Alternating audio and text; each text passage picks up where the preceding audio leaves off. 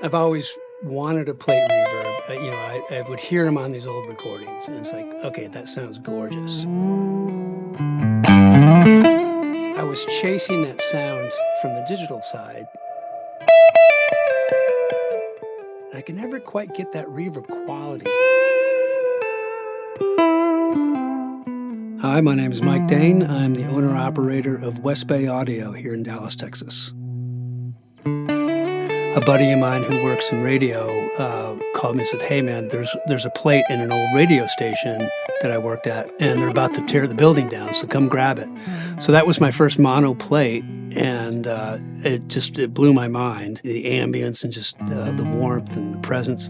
About 2 years later, my friend who works at Austin City Limits, she calls me and says, hey, we've moved the studio down the street and we have this old plate reverb. I noticed you had one. Do you want another one? It's a beautiful piece of history. Go look up who played on Austin City Limits. It starts with Willie and it goes from there. Andy had been talking about the Nocturne pedal that he was working on with Keeley, and he said they're also doing a plate. It was without hesitation that, as soon as I thought of, well, if Keeley's working on a plate, they need to come hear what Mike has in his studio. And so enter Mike and his plate knowledge of the magic that produces. Every plate's going to sound different, but they really did a great job of modeling. It's not a model. They've recreated it based off of the readings they got from my plate. There are other plate reverbs out there, but the holy grail is the EMT-140. And I said to Andy, if they can get this, I think that's the secret sauce.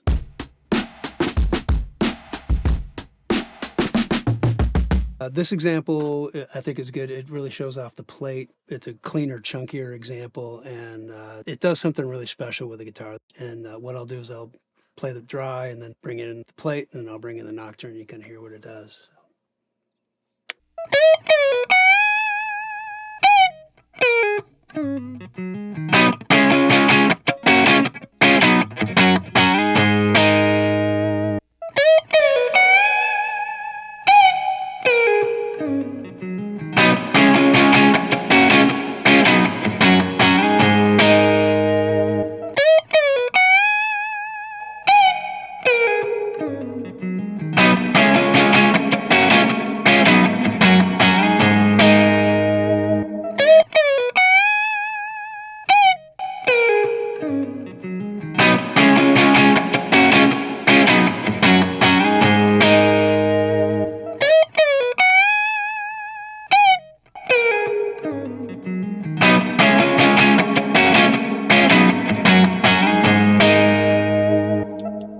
Man, I'll take that. Yeah.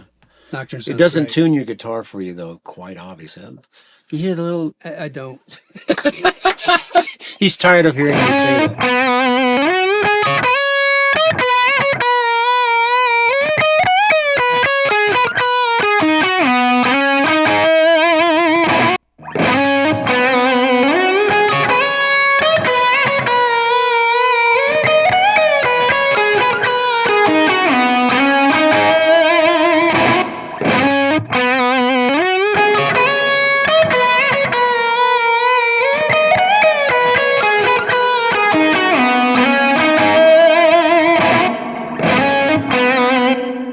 That little stutter move actually really is a great example of the thickening, because of that. What the ghost part of the reverb is doing is just adding this kind of beef to the sound, and but it really shows off what that effect can do. It's a big part of the plate sound is that direct, or semi-direct sound, doubling what's there, and it's an amazing widener and thickener as well. So we're going to do the classic Van Halen dry left, wet right.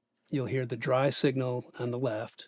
I'll play that one time through, and then I'll bring in the plate so you can hear what that sounds like. Pull that out, and then I'll pull in the nocturne. You can hear what that sounds like. All right.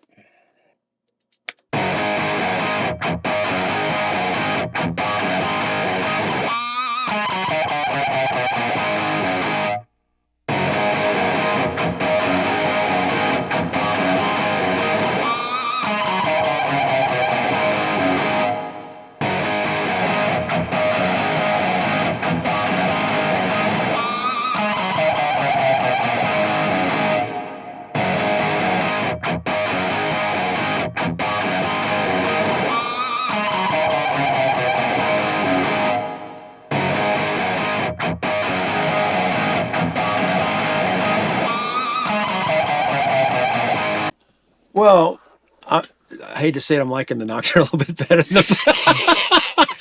This is not a bad thing. So it's so much fun, and boy, it sounds awfully, awfully close. And like Mike was saying, he just hadn't heard anybody get that character before. There's it was like, the essence of plates. And my suspicion was maybe that a lot of digital plates might have been just replicating other plates. That's fun. There may be more reverb on the next Andy Timmons band record.